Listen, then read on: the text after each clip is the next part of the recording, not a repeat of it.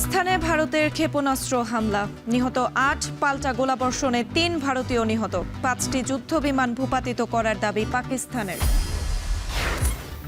বজ্রপাতে আশঙ্কাজনক হারে বাড়ছে মৃত্যু, জনসম্পৃক্ততার অভাবে বিগত সব প্রকল্প ব্যর্থ, বজ্র নিরোধক গাছ সহ সচেতনতা বাড়ানোর পরামর্শ। নতুন করে রোহিঙ্গা অনুপ্রবেশে আবাসস্থল ও খাদ্য সহায়তায় বাড়ছে চাপ, মিয়ানমারে দ্রুত প্রত্যাবাসন নিশ্চিতের তাগিদ বিশ্লেষকদের। এবং সিলেটে কার্গো টার্মিনালে পণ্য প্যাকেজিং ও ল্যাব টেস্ট সুবিধা চান রপ্তানিকারকরা, বাড়তি খরচের অভিযোগ বিবেচনা করছে বেবিচোখ।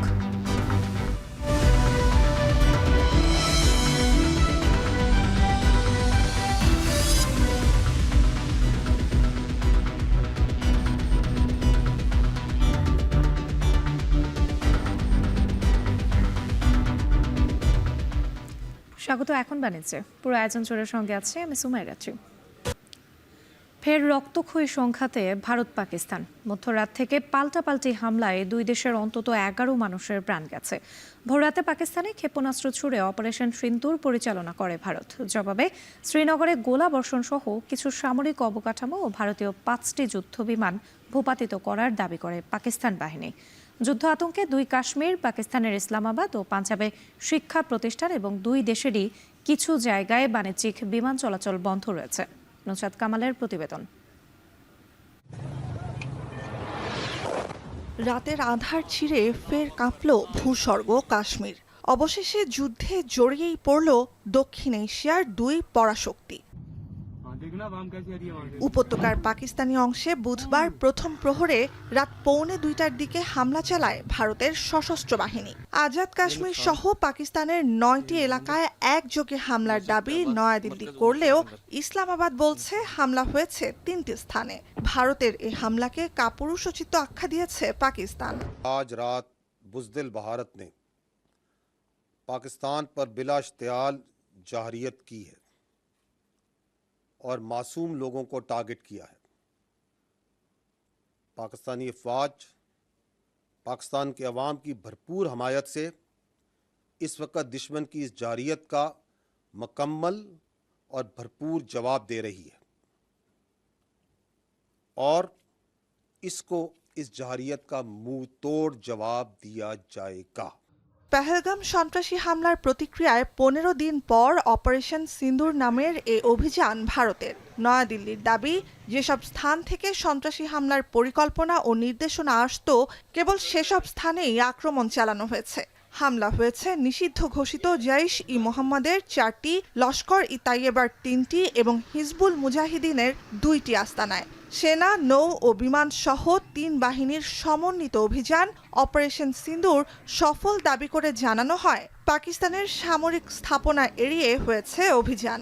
কয়েক দফা শক্তিশালী বিস্ফোরণের পরই অন্ধকার নেমে আসে আজাদ কাশ্মীরের রাজধানী মুজাফফরাবাদে। यहाँ मुजफ्फराबाद में हम सोए हुए थे, हमें आवाज़ें वगैरह आई हैं यहाँ पर कि इंडिया ने शायद इस इलाके को टारगेट करने की कोशिश की है, गोलाबारी वगैरह की है, लेकिन सारे कुछ के बावजूद शहरियों के हौसले बहुत बुलंद हैं। दोनों की आवाज़ आ रहे हैं, बस आगे निकल रहे हैं, देखते हैं फिर। পেহেলগাম হামলার পর থেকেই পাকিস্তানের বিরুদ্ধে ব্যবস্থা নিতে চাপে ছিলেন ভারতের প্রধানমন্ত্রী নরেন্দ্র মোদী। দিল্লি থেকে রাতভর অপারেশন সিন্দুর পর্যবেক্ষণ করেন তিনি। এনডিটিভি বলছে, এ হামলা ভারত সরকারের অভিযানের প্রথম ধাপ। পাকিস্তানের প্রতিক্রিয়ার ভিত্তিতে বাড়বে অভিযানের পরিসর। सर ये बहुत अच्छा था, ये जो काफ़ी दिनों से हम इंतज़ार कर रहे थे कि कुछ न कुछ जवाब जो पाकिस्तान को देना है, तो ये आज मकबूल जवाब दिया है भारत ने और हमें बहुत खुशी है कि विद प्रूफ इस बार हुआ है, कोई सबूत भी नहीं मांगेगा इसका। जो दिल में हमारे दर्द था, उस दर्द में हमारे मलहम लगा है और निश्चित तौर पर मुझे ऐसा महसूस हुआ है कि शुभम की आत्मा को आज सच्चे तौर पे आज शांति मिली है। যুদ্ধ আতঙ্কের মধ্যে জম্মু কাশ্মীরে বন্ধ রয়েছে সব শিক্ষা প্রতিষ্ঠান। অন্যদিকে পাকিস্তানের রাজধানী ইসলামাবাদ আর সীমান্তবর্তী পাঞ্জাব প্রদেশে বন্ধ ঘোষণা করা হয়েছে সব স্কুল। এছাড়া ভারত নিয়ন্ত্রিত জম্মু কাশ্মীরের রাজধানী শ্রীনগর সহ ভারতের উত্তরাঞ্চলীয় বিভিন্ন বিমানবন্দরে বন্ধ রয়েছে বাণিজ্যিক বিমান চলাচল। ভারতের হামলায় তাৎক্ষণিকভাবে 2 শিশুসহ কমপক্ষে 8 পাকিস্তানি নাগরিক নিহতের খবর নিশ্চিত করেছে ইসলামাবাদ। পাল্টা জবাবে ভারতীয় বাহিনীর 5টি যুদ্ধবিমান ভূপাতিত এবং ব্রিগেডের হেডকোয়ার্টার ধ্বংসেরও দাবি করে পাকিস্তানি সেনাবাহিনী। So we are giving our armed forces, the ground forces, the air force are giving all the necessary responses to defend the territorial integrity and sovereignty of the Pakistan. And so far, I can confirm you that 5 Indian aircrafts, including 3 Rafale, 1 Su-30 and 1 MiG-29 have been shot down, and 1 Heron drone has also been shot down. অন্যদিকে কাশ্মীর সীমান্তের নিয়ন্ত্রণ রেখা এলাকায় পাকিস্তানি সেনাদের গুলিতেও প্রাণ গেছে বেশ কয়েকজন ভারতীয়র। ভারত নিয়ন্ত্রিত জম্মু কাশ্মীরের পেহেলগামে 22 এপ্রিলের সন্ত্রাসী হামলায় 26 পর্যটককে হত্যার ঘটনায় এ অভিযান মোদী সরকারের। 2019 সালের পুলওয়ামা হামলার পর সবচেয়ে বড় সন্ত্রাসী হামলার শক্ত জবাব দিতে ভারত অঙ্গীকার করলেও বড় ধরনের শক্তি প্রয়োগ থেকে গেল 2 সপ্তাহ বিরতই ছিল দুই দেশ। নুজহাত কামাল, এখন বিশ্ব। এদিকে পাকিস্তানে হামলার পর ঐক্য ও সংহতির ডাক দিয়ে মোদী সরকারকে পদক্ষেপকে পূর্ণ সমর্থন জানিয়েছে বিরোধী কংগ্রেস সহ সব রাজনৈতিক দল। সন্ত্রাসবাদের বিরুদ্ধে জিরো টলারেন্স ঘোষণা করেছেন ভারতের পররাষ্ট্রমন্ত্রী এস জয়শঙ্কর। অপারেশন সিন্দুরের প্রশংসা জানিয়ে কংগ্রেস নেতা রাহুল গান্ধী বলেন, জাতীয় সশস্ত্র বাহিনীর জন্য তিনি গর্বিত। দলের আরেক নেতা শশী থারুর বলেন, ভারত তার অবস্থান পরিষ্কার করেছে, পাকিস্তানের উচিত হবে না তা বিস্তৃত করা। এদিকে ভারত পাকিস্তানের চলমান এই সংঘাতকে লজ্জাজনক ঘটনা বলেছেন মার্কিন প্রেসিডেন্ট ডোনাল্ড ট্রাম্প। তবে দ্রুত সংঘাতের সমাধান হবে বলে আশা প্রকাশ করেছেন তিনি। এছাড়া দুই দেশকেই সংযত থাকার আহ্বান জানিয়েছেন জাতিসংঘ মহাসচিব অ্যান্টনিও গুতেরেস। উদ্বেগ জানিয়ে দুই পক্ষকে শান্ত থাকার আহ্বান জানিয়েছে জাপানও। আশঙ্কাজনক হারে বাড়ছে বজ্রপাতে মৃত্যুর সংখ্যা। আবহাওয়া অধিদপ্তর বলছে, বজ্রপাতের আগে পূর্বাভাস দেয়া কঠিন হবে, তবে সতর্কতার মধ্য দিয়ে মৃত্যু এড়ানো সম্ভব। আর বিশেষজ্ঞরা বলছেন, জনসম্পৃক্ততা না থাকায় ব্যর্থ হয়েছে বজ্রপাতের নিরোধে বিগত সরকারের নেয়া বিভিন্ন প্রকল্প। জানান, বজ্রপাত থেকে বাঁচতে বজ্র নিরোধক গাছ লাগানো সহ মানুষের সচেতনতা জরুরি। আসিফ ইকবাল খান জানাচ্ছেন বাকিটা।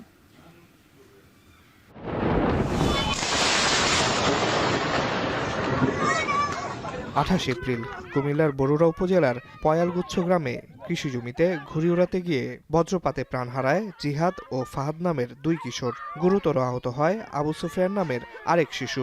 শুধু জিহাদ ও ফাহাদই নয়, একই দিনে প্রাণ হারান মোট 23 জন, যাদের মধ্যে 19 জনেই কৃষক। কয়েক বছর ধরে বেড়েছে বজ্রপাতের মাত্রা, আশঙ্কাজনক হারে বেড়েছে মৃত্যুও। গেল বছর বজ্রপাতে প্রাণ যায় 288 জনের। তার আগের বছর 2023 সালে 280 জন আর 2022 সালে মৃত্যু হয় 316 জনের। তবে চলতি বছর মৌসুমের শুরুর কয়েক মাসেই মৃত্যু আর হতাহতের ভয়াবহ চিত্র আতঙ্ক ছড়াচ্ছে জনমনে। আবহাওয়াবিদরা বলছেন, বৈশ্বিক উষ্ণতা বাড়ায় মেঘ বেশি নাইট্রোজেন গ্রহণ করছে, ফলে বেড়ে যাচ্ছে বজ্রপাতের ঘটনাও। তবে শহরের চেয়ে গ্রামেই হতাহতের ঘটনা বেশি ঘটছে। ক্লাইমেট চেঞ্জে তো টেম্পারেচার বাড়ছে, জলীয় বাষ্পের পরিমাণ বাড়ছে, সেই হিসেবে আমাদের ডিজাস্টারের যেটা তীব্রতা সেটাও বেড়ে যাচ্ছে। যেখানে প্রচুর বৃষ্টিপাত হচ্ছে সেখানে হচ্ছে বৃষ্টিপাত, যেখানে খরা সেখানে খরা। আর যেহেতু আমাদের ফুয়েল বেশি যাচ্ছে, এখানে যেখানে বজ্রপাত হওয়ার কথা সামান্য, সেখানে ফুয়েল বেশি যাওয়ার কারণে বজ্রপাতের সংখ্যাটা বাড়ছে। বজ্রপাত নিরোধে বিগত সরকারের সময় 100 কোটি টাকা ব্যয়ে 40 লাখ তালগাছ লাগানোর প্রকল্প নেওয়া হয়, তবে তা শতভাগ আলোর মুখ দেখেনি। ব্যর্থ হয় স্বল্প পরিসরে লাইটেনিং অ্যারেস্টার লাগানোর প্রকল্পটিও। দুর্যোগ ব্যবস্থাপনা বিশেষজ্ঞরা বলছেন, সঠিক পরিকল্পনা আর রক্ষণাবেক্ষণের অভাবে প্রকল্পগুলো ভেস্তে যায়। ঠিক জায়গায় লাগানো হতো, 20 বছরে ওই গাছ অনেক বড় হয়ে যেত, সেটা আমরা করতে পারি নাই। এবং সেটা করার জন্য যে প্রক্রিয়াটা ছিল বজ্রপাত ঠেকানোর জন্য, সেখানে মানুষকে ইনভলভ করা হয় নাই। যারা এটা ভুক্তভোগী হচ্ছে তারা কেউ জানে না, এবং হঠাৎ করে বলা হলো তাল গাছ, তারপর মনে হতো থুক্কু তাল গাছ কাজ করছে না, তাহলে আমরা কি লাগাবো? আমরা এখন অ্যারেস্টার লাগাবো, লাইটিং অ্যারেস্টার। আপনি যদি নেত্রকোনা ডিসি অফিসে যান, দেখবেন ডিসি অফিসে একটা লাগিয়েছে, তার চেয়ে উঁচু হচ্ছে তাদের ওয়্যারলেসের টাওয়ারটা। তো বিদ্যুৎ যখন বজ্রপাত যখন হবে তখন তো ওয়্যারলেসের টাওয়ারটাকে আগে আঘাত করবে। দুর্যোগ ব্যবস্থাপনা বিশেষজ্ঞরা বলছেন, বজ্র নিরোধক গাছ কমে যাওয়ায় বজ্রপাত সরাসরি আঘাত হানছে মাঠের কৃষক ও গবাদি পশুর উপর। এটা গাছ লাগানোর চাইতে গাছ কাটা বন্ধটা আমাদের করতে হবে, এটা খুবই জরুরি। এবং সেই সাথে গাছ লাগানো, অনেক গাছ আছে যেগুলো খুব দ্রুত বাড়তে পারে এবং মাঠে এগুলো লাগাতে হবে, এটাই একমাত্র সমাধান। বজ্রপাতের পূর্বাভাস সবার কাছে পৌঁছানো সম্ভব না হওয়ায় কমানো যাচ্ছে না এর ক্ষয়ক্ষতি। আবহাওয়াবিদরা বলছেন, সচেতনতাই বজ্রপাত থেকে রক্ষা পাওয়ার একমাত্র উপায়। যারা মাঠে কাজ করে অনেক দূর থেকে তারা বুঝে যে একটা কালো মেঘ তাদের দিকে আসতেছে, একটা বাতাস আসতেছে, সেটাকে আমাকে পাত্তা দিতে হবে, স্টাডি করতে হবে। স্টাডিটা কি, যে এই সময় যদি আসে তা আমার এদিক দিয়ে যদি জ্বরটা পাস হয় তা আমাকে ঘরে থাকতে হবে। 1 নাম্বার, আমাকে কোনো ছাউনির নিচে আশ্রয় নিতে হবে না, গাছের নিচে আশ্রয় নিতে হবে না, কোনো কুপরি করে আশ্রয় নিতে হবে না, পাহাড়ের কোনো ধরেন আমার একটা গর্ত কিংবা গুহা টুহা আশ্রয় নিতে হবে না। একমাত্র গড় হলে নিরাপদ স্থান এবং মধ্যম অবস্থানে, জানালা পাশে দাঁড়ানো যাবে না। অনেকে আগে বলতো যে হাঁটু দিয়ে ভেবে বসো, স্যান্ডেল পরে হাঁটো, কোনো কিছুই হবে না। কোনো কিছুই আমাদের প্রমাণ সিদ্ধ না। এখন একটাই প্রমাণ হচ্ছে যে মাঝখানে আমাদের ঘরে থাকতে হবে এবং ঘরের নির্দিষ্ট একটা অংশে থাকতে হবে। বৈশ্বিক উষ্ণতা বেড়ে যাওয়ার কারণে বেড়েছে বজ্রপাতের পরিমাণ, আর উঁচু গাছপালা কেটে ফেলার কারণে বেড়েছে বজ্রপাতে মৃত্যুর সংখ্যা। বিশেষজ্ঞরা বলছেন, বন্যা, সাইক্লোনের মতো প্রাকৃতিক দুর্যোগে প্রস্তুতি নেওয়ার কিছুটা সুযোগ থাকলেও বজ্রপাতের ক্ষেত্রে সেটি পাওয়া যায় না। তাই বজ্রপাতের ক্ষয়ক্ষতি থেকে বাঁচতে সচেতনতার কোনো বিকল্প নেই। আসিফ ইকবাল খান, এখন, ঢাকা। গত 1.5 বছরে মিয়ানমারের রাখাইন রাজ্য থেকে নতুন করে বাংলাদেশে অনুপ্রবেশ করেছে প্রায় 1,20,000 রোহিঙ্গা। সব মিলিয়ে বাংলাদেশে অবস্থানকারী রোহিঙ্গার সংখ্যা দাঁড়িয়েছে 13 লাখেরও বেশি। এমন বাস্তবতায় নতুন আসা রোহিঙ্গাদের আবাসস্থলের ব্যবস্থা করা হলে তা মিয়ানমারে অবস্থানরত বাকি রোহিঙ্গাদের অনুপ্রবেশে উৎসাহিত করবে বলে মনে করেন সংশ্লিষ্টরা। এছাড়া চলমান প্রত্যাবাসন প্রচেষ্টাকে আরও চ্যালেঞ্জের মুখে ফেলবে বলেও মনে করেন তারা। মন্তোষ পেতজ্ঞর প্রতিবেদন আর ছবি তুলেছেন মোহাম্মদ রাসেল। রোহিঙ্গা অনুপ্রবেশের পার হয়েছে অর্ধযুগ। তবে দীর্ঘদিন ধরে প্রত্যাবাসন ইস্যুতে বাংলাদেশ সরকার নানা তদবির করলেও সুরাহা মেলেনি। উল্টো চলমান পরিস্থিতি বিবেচনায় আরও 1,20,000 নতুন করে আসা রোহিঙ্গাকে আশ্রয় দেওয়ার জন্য অনুরোধ করেছে জাতিসংঘের শরণার্থী বিষয়ক সংস্থা। সম্প্রতি শরণার্থী, ত্রাণ ও প্রত্যাবাসন কমিশনার কার্যালয়কে এ সংক্রান্ত চিঠি দেয় সংস্থাটি। তবে এই বিষয়ে এখনও বাংলাদেশ সরকারের তরফ থেকে কোনো জবাব দেয়া হয়নি। ঊর্ধ্বতন কর্তৃপক্ষের সিদ্ধান্ত অনুযায়ী ব্যবস্থা নেওয়া হবে বলছে শরণার্থী, ত্রাণ ও পুনর্বাসন কমিশন। ইউএন যেটা চেয়েছিল যে এখন এদেরকে আমরা রেজিস্ট্রেশন করেছি, বাট এদের তো থাকার কোনো জায়গা নেই।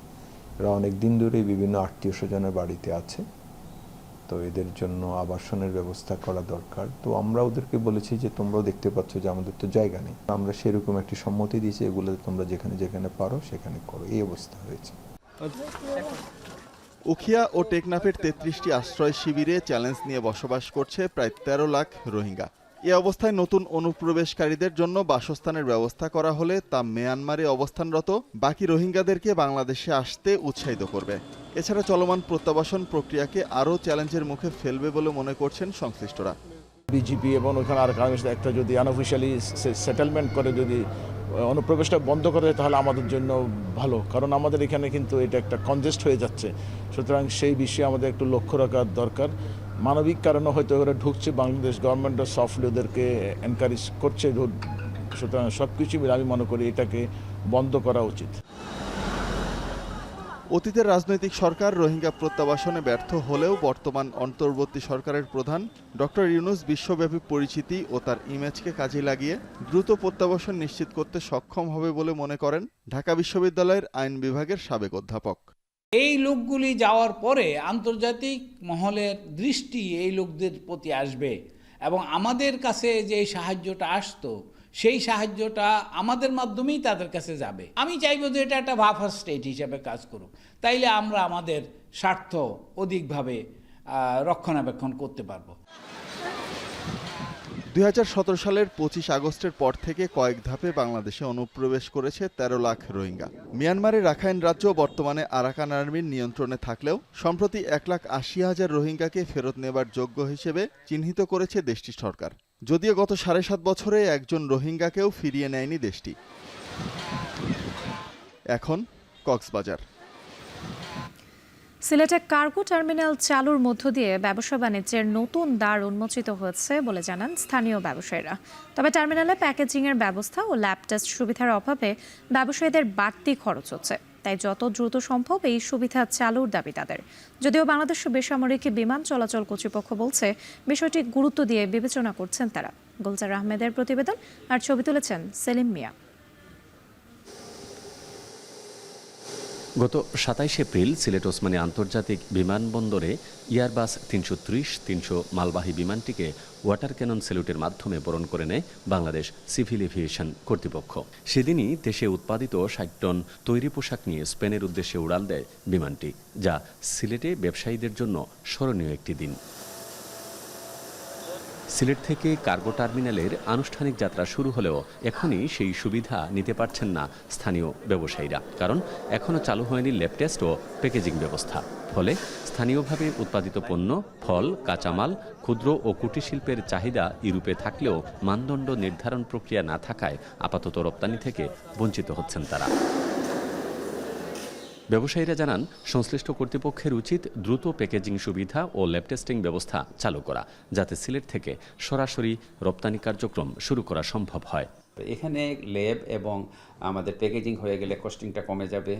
যারা উৎপাদন করতেছে, বিশেষ করে কাঁচামাল, সবজি, এরা কিন্তু উৎপাদনে আরও উৎসাহ বোধ করবে। প্যাকেজিং হাউস এবং টেস্টিং ল্যাব এই দুইটা হলে আমরা ইউরোপের বিভিন্ন দেশে, আমেরিকাতে, মধ্যপ্রাচ্যের বিভিন্ন দেশে আমরা সিলেটিরা বসবাস করে আমাদের এইখানকার কাঁচামাল, কৃষিপণ্য অনেক কিছু আছে, আমাদের হ্যান্ডিক্রাফট আছে, আমাদের শীতল পাটি আছে, এইগুলো আমরা রপ্তানি করতে পারি। যত দ্রুত সম্ভব সিলেটে ল্যাব টেস্ট ও প্যাকেজিং ব্যবস্থা চালু করা হবে বলে জানান বাংলাদেশ বেসামরিক বিমান চলাচল কর্তৃপক্ষ। এয়ারপোর্টে যেহেতু আমাদের জায়গা অনেক কম, আর ভিতরে জায়গা দিতে পারবো না একজন, সেই এয়ারপোর্টের আশেপাশে জায়গা আছে, সেখানে অ্যাভেলেবেল করে হয়তো আমরা করে ফেলবো। সেইভাবে আমরা এগিয়ে যাচ্ছি। যদি আমরা নিজেদের প্রজেক্ট নিয়ে এগিয়ে যেতে পারি ভালো, না পারলে যেন ব্যবসায়ী সমাজ যারা করতে চায় বা কেউ করতে ইন্টারেস্টেড হলে সেই করতে চায়, সেটা আমরা মন্ত্রণালয় যদি আমাদের অ্যাডভাইজার মহোদয় এভাবে আমাদের নির্দেশনা দেন তা আমরা করবো। সংশ্লিষ্টরা জানান, সিলেটে কার্গো টার্মিনালের পূর্ণাঙ্গ সুবিধা চালু হলে রপ্তানি পণ্য বাড়ার পাশাপাশি ব্যবসায়ীদের খরচও বাঁচবে।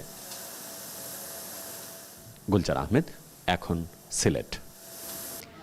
৬ দফা দাবিতে অনির্দিষ্টকালের জন্য কমপ্লিট শাটডাউন কর্মসূচি পালন করছেন বরিশাল নার্সিং কলেজের শিক্ষার্থীরা। দাবি আদায়ে শিক্ষার্থীদের কর্মসূচিতে হামলার ঘটনায় ক্যাম্পাসে বিরাজ করছে উত্তপ্ত পরিস্থিতি। এ নিয়ে আরও জানাতে বরিশাল নার্সিং কলেজের সামনে থেকে যুক্ত হয়েছেন অমিত হাসান। অমিত, শাটডাউন কর্মসূচির সাথে অন্য কোনো কর্মসূচি রয়েছে কিনা জানাবেন, এবং একই সঙ্গে জানতে চাই ক্যাম্পাসের সবশেষ পরিস্থিতি কেমন দেখতে পাচ্ছেন? রাত্রি একটু জানিয়ে রাখি যে গতকাল থেকে কিন্তু বরিশাল নার্সিং কলেজের যারা শিক্ষার্থী রয়েছে তারা এই শাটডাউন কর্মসূচিটি পালন করছেন এবং কেন্দ্রীয় কর্মসূচির অংশ হিসেবেই তারা এটি পালন করছেন। তবে গতকালকে তাদের সাথে শিক্ষার্থীদের একটি ঝামেলার সৃষ্টি হয় এবং এতে শিক্ষার্থীরা অভিযোগ করছেন তাদের কিছু শিক্ষার্থী যারা রয়েছেন, সহপাঠী রয়েছেন, তারা আহত হয় এবং মেডিকেল কলেজে ভর্তি হয়েছিলেন। এবং তারা এর সাথে আরও দাবি করছেন যে ঢাকা বিশ্ববিদ্যালয় মঞ্জুরি কমিশনের নীতিমালা অনুযায়ী যোগ্যতা সম্পন্ন শিক্ষক নিয়োগের দাবি তারা তুলছেন, প্রধান দাবি। এছাড়াও তারা আরও 5টি দাবি তুলেছেন এবং এই দাবি যতক্ষণ পর্যন্ত মানা না হবে ততক্ষণ পর্যন্ত তাদের এই যে অবস্থান কর্মসূচি এবং কমপ্লিট শাটডাউন সেটি চলমান থাকবে বলে তারা জানিয়েছেন। এবং আরেকটু জানিয়ে রেখেছি, গতকালকের ঘটনায় তারা একটি প্রতিবাদ কর্মসূচিও নিয়েছে হাতে এবং তারা এতে বলছেন যে বরিশাল নার্সিং কলেজ ক্যাম্পাসে শান্তিপূর্ণ কর্মসূচিতে শিক্ষক মণ্ডলী ও পোস্ট বেসিকের যারা শিক্ষার্থী রয়েছেন তাদের দ্বারা যে হামলা হয়েছে সেই হামলার তারা প্রতিবাদ জানিয়েছেন এবং এই হামলার সাথে যারা জড়িত তাদেরকে দ্রুত সময়ের মধ্যে শাস্তির আওতায় আনার একটি কথাও তারা বলছেন। এবং দাবিগুলো যদি আরেকটু বলি, যে বাংলাদেশ বিশ্ববিদ্যালয় মঞ্জুরি কমিশন নিজ নিজ পাবলিক বিশ্ববিদ্যালয় সমূহের নীতিমালা অনুসরণ পূর্বক নার্সিং শিক্ষক নিয়োগ দিতে হবে। এছাড়া 4 বছর মেয়াদী যে স্নাতক ডিগ্রিধারী নার্সদের 9ম গ্রেডে সরাসরি নিয়োগের ব্যবস্থা করতে হবে এবং হাসপাতাল ও স্বাস্থ্যসেবা প্রতিষ্ঠান সমূহ থেকে নার্সিং কলেজ সমূহে সংযুক্তি চলতি দায়িত্বরত ডিপ্লোমা ডিগ্রিধারী নার্সদের রোগীদের সেবায় নিজ নিজ কর্মস্থলে অনতিবিলম্বে ফিরিয়ে দিতে হবে। এরকম তারা 5টি থেকে 6টি দাবি তুলছেন এবং তারা আরও বলছেন যে এই যে গতকালকের যে ঘটনা, সেই ঘটনায় তারা আরও 4টি দাবি এর সাথে যুক্ত করবে, যাতে কোনো ধরনের আসলে তাদের সাথে খারাপ কোনো আচরণ কিংবা কেউ না করতে পারে। এবং তারা এর সময় কিন্তু বিভিন্ন ধরনের প্লাকার্ড হাতে নানা ধরনের স্লোগান দিচ্ছে তাদের এই যে ক্যাম্পাসে স্বাধীন ক্যাম্পাস এবং একই সাথে যে তাদের উপর হামলা তার প্রতিবাদ জানাচ্ছেন। এবং এখানে প্রায় একটি কোর্সেরই 450 শিক্ষার্থী রয়েছে, তারা সবাই কিন্তু এই মুহূর্তে এই যে আন্দোলন কিংবা শাটডাউন কর্মসূচি রয়েছে সেই কর্মসূচিতে অংশগ্রহণ করছেন। এবং আরেকটু জানিয়ে রাখি যে বরিশাল সহ দেশের বিভিন্ন জায়গায় কিন্তু এই কর্মসূচিটি পালন হচ্ছে। সেই কেন্দ্রীয় কর্মসূচির অংশ হিসেবেই তারা বরিশালেও গতকাল থেকে শুরু করেছে এবং আজকে দ্বিতীয় দিনের মতো তাদের এই কমপ্লিট শাটডাউন কর্মসূচি চলছে। এবং এতে কিন্তু কলেজের যে সার্বিক কার্যক্রম সেটি পুরোপুরি বন্ধ রয়েছে এবং যারা শিক্ষার্থী রয়েছে তারাও কিন্তু এখানে অংশগ্রহণ করছে। তবে শিক্ষকরা এখানে আসলে নেই, শিক্ষকরা আসলে এখানে থাকছেন না, তারা কিন্তু দূরে অবস্থান করছেন। এবং গতকাল থেকেই আমরা দেখেছি যে শিক্ষার্থীরা কিছুটা দূরে অবস্থান করছে, তারা কোনোভাবেই কলেজের মধ্যে ঢুকতে পারছে না। এবং আরেকটু জানিয়ে রাখি যে শিক্ষার্থীরা জোর গলায় বলছে যে কেন্দ্রীয় কর্মসূচির অংশ হিসেবে তাদের যে কর্মসূচি সেটি তাদের দাবি যতক্ষণ পর্যন্ত পূরণ না হবে ততক্ষণ পর্যন্ত কিন্তু তারা ওই অবস্থান কর্মসূচি পালন করে যাবে। তারা তাদের অবস্থান থেকে কোনোভাবেই সরবে না যতক্ষণ পর্যন্ত তাদের এই দাবি মেনে নেওয়া না হবে। তো বরিশাল থেকে এই ছিল আমার কাছে সর্বশেষ। রাত্রি। অনির্দিষ্টকালের জন্য কমপ্লিট শাটডাউন কর্মসূচি পালন করছেন বরিশাল নার্সিং কলেজের শিক্ষার্থীরা। এ নিয়ে বিস্তারিত জানাতে যুক্ত ছিলেন অমিত হাসান। বরগুনায় বাড়ছে ডেঙ্গু ও ডায়রিয়ার প্রকোপ। এদিকে চিকিৎসক সহ নানা সংকটে ব্যাহত হচ্ছে সদর হাসপাতালের সেবা, ফলে চরম ভোগান্তিতে রোগীরা। এ নিয়ে আরও জানাতে সদর হাসপাতাল থেকে যুক্ত হয়েছেন জিয়াদ মাহমুদ। জিয়াদ, হাসপাতালের সেবা সংকট নিরসনে কর্তৃপক্ষ কি বলছে? এই অনিয়মে ভুক্তভোগীদের প্রতিক্রিয়া কেমন জানাবেন? রাত্রি, এবছর কিছুটা আগে ভাগেই এখানে ডায়রিয়া আক্রান্ত রোগীর সংখ্যা বাড়ছে এবং গত মাসে থেকে মানে এপ্রিলের থেকে মে শুরু থেকে আমরা দেখেছি যে মানে এখানে যে রোগীরা আসছেন বেশিরভাগই ডায়রিয়া রোগী এবং ডেঙ্গু আক্রান্ত রোগী। এবং ডেঙ্গু আক্রান্ত হয়ে ইতিমধ্যেই 2 জনের মৃত্যু ঘটেছে বরগুনা সদর হাসপাতালে। আরো একটি বিষয় আপনাকে জানিয়ে রাখি যে গত বছর 2024 সালে বরিশাল বিভাগে প্রায় 8000-এর মতো ডেঙ্গু রোগী শনাক্ত হয়েছিল, যার মধ্যে 2500 ছিল বরগুনার রোগী। তো এখানকার যারা চিকিৎসক রয়েছেন তারা কিন্তু চেষ্টা করছেন, যদিও রোগীদের অভিযোগ রয়েছে, রোগীরা বলছেন যে চিকিৎসক সংকট থাকায় এখানে চিকিৎসা সেবা ব্যাহত হচ্ছে। এবং তারা আরো একটি অভিযোগ করছেন যে এখানে যে হাসপাতালটি সদর হাসপাতাল 100 শয্যা থেকে 100 শয্যায় উন্নীত করা হলেও এখনো সেই 100 শয্যার যে অবকাঠামো বা কাঠামো দিক থেকেও যে চিকিৎসক সেবিকা অন্যান্য যে চতুর্থ তৃতীয় শ্রেণীর কর্মচারী সেই সংকট এখনো রয়ে গেছে। এবং আপনাকে জানিয়ে রাখি যে এখানে যে প্রতিদিন বহির্বিভাগ থেকে আমার পেছনে দেখছেন যে বহির্বিভাগ এখান থেকে প্রায় 700-800-এর মতো রোগী সেবা নিচ্ছেন, তারাও কিন্তু বিপাকে পড়ছেন, বিড়ম্বনায় পড়ছেন বলে জানিয়েছেন। এবং রোগীরা বলছেন যে হাসপাতালের নিচের ফ্লোর থেকে মানে লিফট থেকে শুরু করে উপর তলা পর্যন্ত কিন্তু নানাবিধ সংকট রয়েছে। একই সাথে চিকিৎসকদের কিছুটা অনিয়মের বিরুদ্ধেও তারা অভিযোগ করেছেন, যারা বলছেন যে চিকিৎসকরা সরকারি হাসপাতালের সেবার থেকেও তারা বেশি মনোনিবেশ করছেন প্রাইভেট ক্লিনিকগুলোতে। তো ডেঙ্গু রোগীর সংখ্যা প্রায় 400-এর মতো ছুঁয়েছে বলে এখানকার সিভিল সার্জন অফিস জানিয়েছেন। এবং একই সাথে ডায়রিয়া আক্রান্ত রোগীর সংখ্যা 4204 জনে পৌঁছেছে বলে সিভিল সার্জন অফিস আমাদের জানিয়েছেন। তো যেটি বলছিলাম যে 2 জন আক্রান্ত হয়ে শুধু সদর হাসপাতালে মৃত্যুবরণ করেছে ডেঙ্গুতে আক্রান্ত হয়ে, এর বাইরে কিন্তু আরো প্রায় 5 থেকে 7 জন মানে বরগুনা জেলার বাইরে তারা মৃত্যুবরণ করেছেন। বরগুনার বাসিন্দা তারা কিন্তু এখানকার চিকিৎসক তারাও আমাদের অবগত করেছেন। তো এখানে সার্বিক বিষয় প্রশাসন যারা চেষ্টা করছেন, এখানে হাসপাতাল কর্তৃপক্ষ তারা চেষ্টা করছেন, প্রশাসনের সাথে কথা হয়েছে, তারা কিন্তু স্বাস্থ্য মন্ত্রণালয় বরাবর পত্র প্রেরণ করেছেন চিকিৎসক সংকট যাতে কমিয়ে আনা যায়, যাতে নতুন চিকিৎসক নিয়োগ দেওয়া যায় এখানে, সেই বিষয়ে কিন্তু তাদের তদারকি অব্যাহত রয়েছে। যদিও চিকিৎসকরা বলছেন যে ডেঙ্গু ঝুঁকি এড়াতে স্বাস্থ্য সচেতনতার বিকল্প কিছু নেই এবং গ্রাম পর্যায় থেকে শহরের প্রত্যেকটি মানুষকে সচেতন থাকা তারা অনুরোধ জানিয়েছেন। তো এই ছিল বরগুনা থেকে আমার কাছে সবশেষ তথ্য। রাত্রি। বরগুনায় বেড়েছে ডেঙ্গু ও ডায়রিয়া রোগের প্রকোপ। এ নিয়ে বিস্তারিত জানাতে আমাদের সঙ্গে যুক্ত ছিলেন জিয়াদ মাহমুদ। চাঁপাইনবাবগঞ্জের সবচেয়ে বড় জলমহাল বিল ভাতিয়া। বিশাল এলাকা জুড়ে থাকা এই বিলে ধান চাষ করেন শত শত কৃষক, কিন্তু পানির অভাবে সেই ধান এখন নষ্ট হওয়ার পথে। চাষিদের অভিযোগ, প্রভাবশালী ইজারাদাররা বিশাল জলাশয় দখল করে নিয়েছেন, ফলে সেচের পানি থেকে বঞ্চিত হচ্ছেন তারা। এদিকে ইউএনওকে ঘটনা তদন্তের নির্দেশ দিয়েছে জেলা প্রশাসন। আর জানাচ্ছেন সোহান মাহমুদ। ভোলাহাট উপজেলার জামবাড়িয়া ইউনিয়ন ও শিবগঞ্জ এলাকার বিস্তৃত বিলভাতিয়া জলমহাল। বিশাল এই বিলের পানির উপর নির্ভরশীল শতাধিক কৃষক। 2024 সাল থেকে 2029 সাল পর্যন্ত মহালটি ইজারা নিয়েছে দুর্গাপুর মৎস্যজীবী সমবায় সমিতি লিমিটেড। চুক্তিপত্র অনুযায়ী চাষিরা বিলের সেচের পানি নিতে পারবেন, কিন্তু প্রভাবশালী মহাল ইজারা পাওয়ায় বঞ্চিত হচ্ছেন তারা। পানি না হলে কি ধান মরে গেছে, সম্পূর্ণ ধান মরে জমি প্রতি পড়ে আছে, আমাদেরকে বিলে নামতে দিছে না। পিওন অফিস গেনু, ডিসি অফিস যাওয়ার পরও কাগজ তোলার পর দেখছি যে 14 নম্বর পৃষ্ঠাতে পানি ছেঁচে কোনো কাজে ব্যবহার করতে দিতে নিষেধ নাই, তারপরও এরা দিচ্ছে না। এরা ওই সব ধরনের আসা কিছু যদি বলি যে আমাদের পানি ছেঁচতে দাও, তারা এখন টাকা চাই, টাকা না দিলে আমরা পানি দেব না। আমরাকে পানি ছেঁচতে না দেওয়ার কারণে আমাদের ধান মরেছে। আমাদের ধান যদি মরে যায় আমরা বাল বাচ্চা নিয়ে কি করে খাবো? শুধু কৃষকরাই নন, ভোগান্তিতে পড়েছেন জেলেরাও। আগে 1250 টাকা খাজনা দিয়ে মাছ ধরলেও এবার ইজারাদারদের দাবি 10,000 টাকা। মাছ মারতে পারে না, মানে প্রতিবাদ করতে গেলেই মামলা, প্রতিবাদ করতে গেলে যে ওকে ধর। যে বিলে লিজ নিয়েছে ওই বিল বাদ দিয়ে আমরা অন্য এলাকার বিলে মাছ মারি, জেলা পরিবারের লোক। এদিকে সেচের পানি দেওয়া হলে কমে যাবে মহালের পানি, ফলে ব্যাহত হবে মাছের চাষ, বলছেন ইজারাদাররা। যদিও বহুবার চেষ্টা করেও ফোনে যোগাযোগ করা সম্ভব হয়নি তাদের সাথে।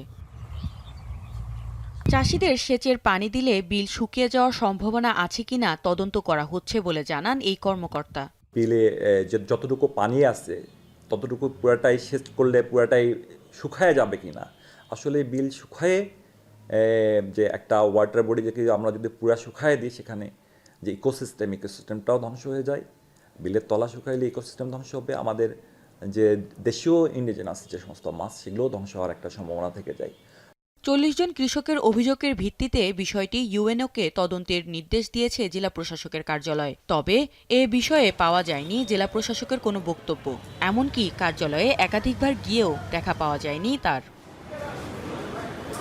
বিলভাতিয়া জলমহালের তফসিলভুক্ত মোট জমির পরিমাণ 4183 একর, কিন্তু জেলা প্রশাসনের ইজারার শিডিউলে 17টি দাগে জমির পরিমাণ উল্লেখ করা হয়েছে 9727 একর, যা 5444.2 একরের বেশি।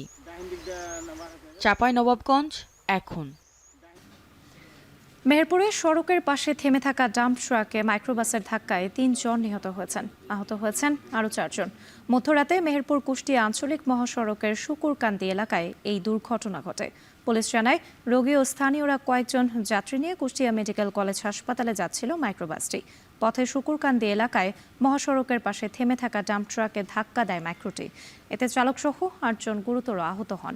তাদের উদ্ধার করে কুষ্টিয়া মেডিকেলে ভর্তি করেন স্থানীয়রা। পরে ভোরের দিকে সেখানে চিকিৎসাধীন অবস্থায় চালক, অসুস্থ নারী সহ 3 জনের মৃত্যু হয়। ঘটনার পর জব্দ করা হয়েছে ডাম্প ট্রাক ও মাইক্রোবাসটি।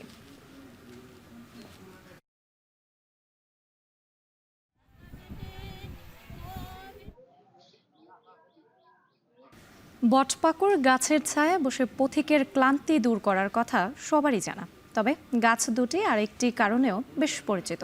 সনাতন রীতিতে মানুষের মঙ্গল কামনায় গাছ দুটিকে বর কনে সাজিয়ে ধুমধাম করে দেয়া হয় বিয়েও। পঞ্চগড়ে সম্প্রতি অনুষ্ঠিত হয় বটপাকুড়ের বিয়ের আয়োজন ঘিরে তৈরি হয় উৎসবের আমেজ।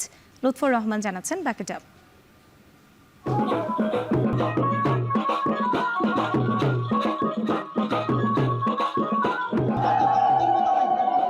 চারদিকে ঢাক ঢোল আর সানাইয়ের সুর, উলুধ্বনি দিচ্ছেন অনেকেই, পুরোহিত পাঠ করছেন মন্ত্র। পরিপাটি করে সাজানো হয়েছে বিয়ের আসর। এক পলক বরকনেকে দেখার জন্য ভিড় করেছেন শত শত মানুষ। বিয়ের আয়োজনের কমতি নেই কোনো কিছুই, তবে এত আয়োজন শুধু বট আর পাকুড় গাছের বিয়েকে ঘিরে। ছেলের নাম অক্ষয় বট আর মেয়ের নাম তিথি রানী। আশীর্বাদ করে তার ছেলে মেয়ে দুইটাই উভয় সুখী হোক। বৃক্ষের সুদৃষ্টি সবারই কামনা করছি, সবাই সুদৃষ্টি রাখবেন। এখানে সুন্দর রূপে আপনারা এই বটবৃক্ষের ছায়ায় বা পাখুরির ছায়ায় আপনারা সুন্দর রূপে অবস্থান করবেন। এই বট পাখি পৃথিবীতে যতদিন অবস্থান করবে ততদিন এই বট পাখির যে বিয়ে সম্পন্ন করেছেন তাদের জন্য আশীর্বাদ করবেন এবং তারা অবশ্যই স্বর্গে গমন করবেন। এটা মূলত এক প্রকার যেমন ছেলে মেয়ের বিয়ে হয়, ঠিক তদ্রূপ একটা বিয়ের মতো। গাছ রোপণ এবং এর পরিচর্যার একটা বিধান আছে, তো তারই প্রেক্ষিতে আজকে এই বিয়ের আয়োজন। আর বর্তমান প্রেক্ষাপট অনুযায়ী আমরা সবাই গ্লোবাল ওয়ার্মিং সম্পর্কে জানি, তো এই যে আজকে গাছের বিয়ে অনুষ্ঠান হচ্ছে, এটা সবাইকে গ্লোবাল ওয়ার্মিং সম্পর্কে সচেতন বা বৃক্ষরোপণে সবাইকে উৎসাহী করে তুলবে। শুনতে অবাক লাগলেও পঞ্চগড়ের পাটোয়ারি উপজেলার ঝলঝলি গ্রামে আয়োজন করা হয়েছে ব্যতিক্রমী এমন বিয়ের। বট আর পাকুর গাছের বিয়েকে ঘিরে ছাপানো হয়েছে কার্ড। এছাড়া অক্ষয় কুমার রায় নামে বটগাছটিকে বর সাজিয়ে আর পাকুর গাছটি তিথি রানী নামে সাজানো হয়েছে কনে রূপে। এখানেই শেষ নয়, বিয়েতে কনের বাবা হিসেবে কন্যাদান করেন ননিরাম বর্মন আর ছেলের বাবা হিসেবে ছিলেন এলাকার লক্ষ্মীপ্রসাদ বর্মন। আর বিয়ে সম্পন্ন করেছেন পুরোহিত কাজল চক্রবর্তী। বটপাখির বিয়ে হচ্ছে আর হচ্ছে শাখা পলা পড়া হয়েছে। দেখতেও ভালো লাগছে, শুনতেও ভালো লাগছে, গুরু মহারাজ আইছে। অনেকদিন থেকে আমাদের এখানে মন্তব্য ছিল, আজকে আমরা বিয়ে দিচ্ছি। আমরা বরপক্ষ থেকে আসছি। আমি হচ্ছে কনের কাকিমা হব। আমার ভাস্তির নাম হচ্ছে তিথি রানী। তো স্বজন তো আমাদের অনেক আসছে, এখানে মহারাজ আসছে, তারপর ধর্ম অনুষ্ঠান হবে। বটগাছকে বর আর পাকুর গাছকে কোণে সাজিয়ে গায়ে হলুদ থেকে শুরু করে 7 পাক, মন্ত্রপাঠ, পূজা অর্চনা ও সম্প্রদানের মাধ্যমে শেষ হয় বিয়ে। এমন আয়োজন দেখতে জড়ো হন অনেকেই। হিন্দু শাস্ত্রমতে বলা আছে ধর্মবৃক্ষ বট ও পাকুড়ের বিয়ে দর্শন মঙ্গল, তাই ধর্মীয় বিশ্বাস থেকে এমন বিয়ের আয়োজন করা হয়েছে। এখন পঞ্চগড়। 8 বার প্রকল্প জমা দিয়েও অজানা কারণে অনুমোদন হচ্ছে না উত্তরের জেলা নাটোরের বড়াল, নারদ ও মুসাখা পুনরুদ্ধার প্রকল্পটি বাস্তবায়িত হলে নদীকেন্দ্রিক অর্থনীতি ও জীবনযাত্রায় ঘটবে অভূতপূর্ব উন্নয়ন। মাহবুব হোসেনের প্রতিবেদন, ছবি তুলেছেন জাহিদুল ইসলাম সুমন। পাখির চোখে এঁকে বেঁকে বয়ে চলা বড়াল নদী, পদ্মার শাখা নদী হিসেবে রাজশাহীর চারঘাট থেকে যার উৎপত্তি। বহমান 104 কিলোমিটার, নদীটি রাজশাহী, নাটোর ও পাবনা জেলা দিয়ে প্রবাহিত হয়েছে। এছাড়া গুরুত্বপূর্ণ নদীটি দেশের সবচেয়ে বড় উন্মুক্ত জলাশয়, চলনবিলের প্রাণী প্রবাহেরও অন্যতম মাধ্যম। নাটোর অংশের 48 কিলোমিটারের নদীটি যেন যৌবন হারিয়ে পরিণত হয়েছে মৃত বড়ালে। নদীকে ঘিরে সেচ ব্যবস্থাপনা, মৎস্য ও জীবনযাত্রায় পড়েছে ব্যাপক প্রভাব। তাই বড়ালপাড়ের মানুষের হাহাকার যেন বাড়ছেই। ব্রিজের ওই পার থেকে ওইদিকে পুরাটাই শুকনা, আবার ওই যে মাটির দ বলে ওখানে আবার ইয়ে আছে, ওই হচ্ছে কিছু গভীরতা ছিল, কিন্তু ওখান থেকে দরামপুর পর্যন্ত আবার সব শুকনা। এই পানি শুকিয়ে গেলে ধরেন আপনার নদীর পানি শুকিয়ে গেলে টিউবওয়েলে পানি থাকে না, মানুষের কৃষি কামের সব সমস্যা পড়ে যায়। গত বছরে পানি ছিল না, তো মানুষ খুব কষ্টে জীবনযাত্রা প্রাণ করেছে। তো এখন আল্লাহ দিলে বাড়ি সামান্য কিছু পানি আছে, এটা হয়তো বা শুকায় যাবে। তো এই নদী খনন করলে হয়তো বা দেশের মানুষ, এই নদীর পাড়ির মানুষ, হাজার হাজার মানুষ প্রাণ বাঁচবে। 2013 সালে বোরাল, নারদ ও মুসাখা পুনরুদ্ধার প্রকল্পটি গ্রহণ করে পানি উন্নয়ন বোর্ড। শুরুতে 2000 কোটি টাকার প্রকল্প নেওয়া হলেও পরবর্তীতে তা কমিয়ে আনা হয়। সবশেষ 3টি নদীর মোট 100 কিলোমিটার খনন ও পুনরুদ্ধারে প্রস্তাবিত ব্যয় ধরা হয় 528 কোটি টাকা। প্রকল্পে বোরালের 48.5, নারদ নদের 44 এবং মুসাখার 6 কিলোমিটার খননের উদ্যোগ নেওয়া হয়। কিন্তু এ যাবৎকালে স্থানীয় পানি উন্নয়ন বোর্ড প্রকল্পটি 8 বার জমা দিলেও তা অজ্ঞাত কারণে অনুমোদন পায়নি। অথচ নদী 3টির কারণে হুমকির মুখে কৃষি জমি থেকে শুরু করে স্থানীয় জীবন ব্যবস্থা। আমাদের এলাকাটা কৃষি প্রধান এলাকা, সেখানে মনে করেন কৃষিজীবী আর মৎস্যজীবী এখানকার পেশাজীবী মানুষ। যে বড়াল নদীতে যদি পানি না থাকে, তাহলে নাব্যতা হারায়, তাহলে এদের জন্য অর্থনৈতিকভাবে আমাদের এলাকাটা ক্ষতিগ্রস্ত হবে। তবে প্রকল্পটি বাস্তবায়িত হলে নদীকেন্দ্রিক কৃষি, মৎস্য ও জীবনযাত্রায় ব্যাপক উন্নয়ন সাধিত হবে বলে আশা পানি উন্নয়ন বোর্ডের। এই নদী খননের ফলে নদীর নাব্যতা বৃদ্ধি পাবে, নদীর পানি ধারণ ক্ষমতা বৃদ্ধি পাবে, এতে কৃষিকাজের উন্নতি হবে, এছাড়াও মৎস্য সম্পদের উন্নতি হবে, আর্থসামাজিক ব্যবস্থার উন্নয়ন হবে। উত্তরের জেলা নাটোরে কৃষি, মৎস্য ও জীবন ব্যবস্থাপনায় বোরাল, নারদ এবং মুসাখার যে অর্থনৈতিক গুরুত্ব তা হয়তো ক্যামেরার চোখে বোঝানো কঠিন। কিন্তু মানব সভ্যতায় ভূমিকা রাখা এই 3টি নদী আজ অনেকটাই নিস্তেজ হয়ে পড়েছে। তবে নদী 3টির পুনরুদ্ধার প্রকল্প যদি বাস্তবায়ন করা হয়, পরিবর্তন ঘটবে এই অঞ্চলের মানুষের অর্থনীতি ও জীবন ব্যবস্থাপনার উপর। মাহবুব হোসেন, এখন নাটোর।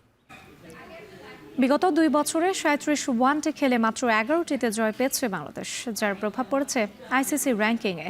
তাই বাংলাদেশকে ওয়ানডেতেও ভালো দল বলার সুযোগ নেই। রুদ্ধদ্বার অনুশীলন কিংবা সাংবাদিকদের উপর বিধি নিষেধ আরোপ করে কোনো লাভ হবে না যদি মাঠের ক্রিকেটে উন্নতি না হয়, এমনটাই মনে করেন ক্রীড়া সাংবাদিকরা। আর জানাচ্ছেন আরিফুল ইসলাম সাহাব। হোম অব ক্রিকেটে চলছে হেড কোচ সিনিয়র কোচের সঙ্গে তাওহিদ হৃদয়, জাকের আলীদের বিশেষ অনুশীলন। বিভিন্ন পজিশনে থাকা রূপক ফিল্ডারদের গ্যাপ গলিয়ে গলিয়ে শট খেলছেন 2 ব্যাটার। ওভারঅল পরিবেশটা সুন্দর, কিন্তু আইসিসির ওয়ানডে র্যাঙ্কিংয়ে অবনমনের জের ধরে মনে পড়ছে পুরনো কথা। ক্যালেন্ডারে 2025 সাল, কিন্তু বাংলাদেশ ক্রিকেট 19টা বছর ক্রিকেট দুনিয়া প্রদক্ষিণ করে যেন ফিরে গেছে 2006 সালে। মাঝখানে উত্থান পতন আছে, কিন্তু ঘুরে ফিরে সেই 10-এর বৃত্তেই ঘুরপাক খাচ্ছে টাইগার টিম। টেস্ট ও টি20 পরের কথা, ওয়ানডেতেও কি আর বাংলাদেশকে ভালো দল বলার সুযোগ থাকছে? বাংলাদেশ এখন জিম্বাবুয়ের কাছাকাছি একটা দল আবার ওয়ানডেতে, সেইটা কিন্তু রিফ্লেক্ট হয়েছে 10 নম্বরে নেমে যাওয়ার মধ্য দিয়ে। বাংলাদেশের ক্রিকেট আসলে কোনো লেভেলেই আসলে ভালো না, একটা লো র্যাঙ্কের, অর্থাৎ 6, 7, 8, 9, 10, 6-এ কখনোই উঠে নাই, 7, 8, 9, 10 এই জায়গার মধ্যে ঘোরাফেরা করেছে। তুলনাটা কোথায় করেছেন? তারা নিজেদের মধ্যে টি20 এবং টেস্টের মধ্যে করেছেন, তারা কিন্তু ওয়ার্ল্ড ক্রিকেটের সঙ্গে তুলনা করে নাই। অধপতনের শুরুটা অবশ্য পাপনের আমল থেকেই। 2022 সালে ইতিহাস সেরা র্যাঙ্কিংয়ে 6 নম্বরে ছিল বাংলাদেশ। এরপর সময়ের সাথে পাল্লা দিয়ে মাঝের সারি থেকে ছিটকে তলানিতে নেমেছে আইসিসির রেটিং। গত 2 বছরে 37 ওয়ানডে খেলে বাংলাদেশের জয় মাত্র 11টিতে। বাংলাদেশ ক্রিকেট দল খারাপ করলে তার প্রকোপ পড়বে ক্রিকেটার, কোচ কিংবা ম্যানেজমেন্টের উপর, কিন্তু সেই প্রকোপটা পড়েছে গণমাধ্যম কর্মীদের উপর। শিকার হতে হচ্ছে নানা রকম বিধিনিষেধের, যেন মাঠের ক্রিকেটটা গণমাধ্যম কর্মীরাই খেলেন। বিশ্ব ক্রিকেটের মান থেকে যোজন যোজন পিছনে পড়া বাংলাদেশ ক্রিকেটের তাতে লাভ হবে কতটুকু? যখন একটা দল ব্যর্থ হয় তখন সব কিছুর উপরে তার প্রতিক্রিয়া দেখা যায়। এই প্রতিক্রিয়াটা হয়তো সংবাদকর্মীদের উপরও এখন পড়ছে, তারা তাদের নিজেদের হাইড করার জন্য এই কাজটা করছে। এখন আপনি এই যে 15 মিনিট আপনি দিবেন আর বাকি সময় আপনি এক্সক্লুসিভ প্র্যাকটিস করবেন, এদিক ইনক্লুসিভ বা এক্সক্লুসিভ এই প্র্যাকটিস দিয়ে আপনি কী করবেন? কোনো মাধ্যমকে এভাবে রেস্ট্রিক্ট করে দেওয়া অর্থ হলো আপনি শত্রুতা বাড়াচ্ছেন। বিশ্ব ক্রিকেটে কেটে গেছে 26 বছর, সেটা অভিজ্ঞতা নয়, যেন শুধুই সংখ্যা। সময়ের সাথে পাল্লা দিয়ে সুযোগ সুবিধা কিংবা বেতন বেড়েছে টাইগার ক্রিকেটারদের, আর ক্রমাগত অবনতি হয়েছে দেশের ক্রিকেটের। আরিফুল ইসলাম সাহাব, এখন, ঢাকা। শেষ করছি এখন বাণিজ্য। যাওয়ার আগে শিরোনামগুলো আরও একবার।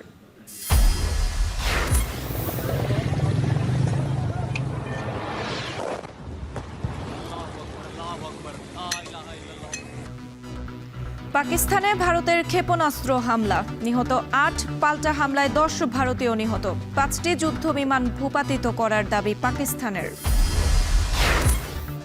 বজ্রপাতে আশঙ্কাজনক হারে বাড়ছে মৃত্যু, জনসম্পৃক্ততার অভাবে বিগত সব প্রকল্প ব্যর্থ। বজ্র নিরোধক গাছ সহ সচেতনতা বাড়ানোর পরামর্শ। নতুন করে রোহিঙ্গা অনুপ্রবেশে আবাসস্থল ও খাদ্য সহায়তায় বাড়ছে চাপ। মিয়ানমারে দ্রুত প্রত্যাবাসন নিশ্চিতের তাগিদ বিশ্লেষকদের। এবং সিলেটে কার্গো টার্মিনালে পণ্য প্যাকেজিং ও ল্যাব টেস্ট সুবিধা চান রপ্তানিকারকরা। বাড়তি খরচের অভিযোগ বিবেচনা করছে বেবিচোখ। এই ছিল এখন বাণিজ্যের আয়োজনে। এখন টেলিভিশন ওয়েবসাইটে দেখতে ভিজিট করুন www.ekon.tv। এছাড়া ফেসবুকে দেখতে ভিজিট করুন facebook.com/tv.ekon এবং ইউটিউবে এখন টেলিভিশন দেখতে ভিজিট করুন youtube.com/c/ekontv।